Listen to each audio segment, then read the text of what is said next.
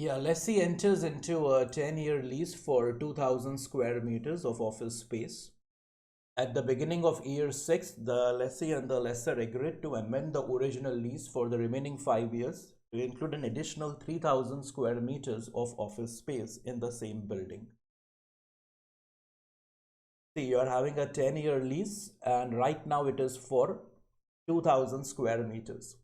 At the beginning of year 6, or we can say at the end of the 5th year, lessee and the lessor agree to amend the original lease for the remaining 5 years to include an additional 3,000 square meters of office space in the same building.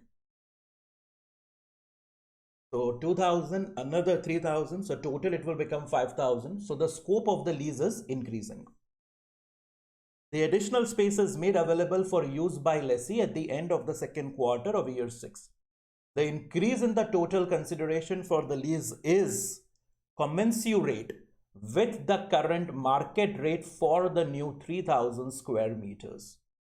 So scope of the lease is increasing, and at the same time the lease consideration is also increasing, and the lease consideration is increasing commensurate with the current going market rates.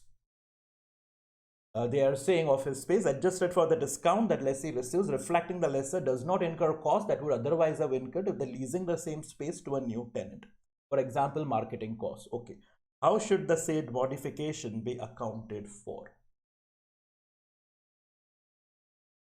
2,000 square meters, another 3,000 square meters, right? So increase in scope is there. And the second thing is the consideration. Consideration is commensurate with the stand-alone price. Some discount is available, agreed, but we are not negotiating it as a package deal. So we know it very well what is needed to be done.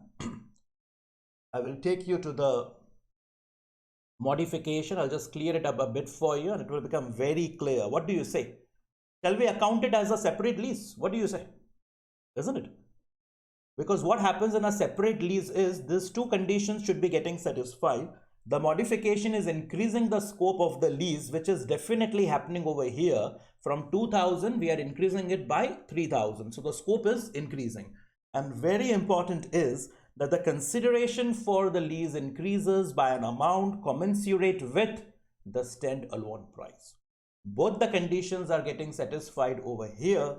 We should account for the 3,000 square feet as a separate lease. Do not disturb the accounting that you are already doing for the 2,000 square meters. Let it remain as it is. But for this additional office space, treat it as a separate lease.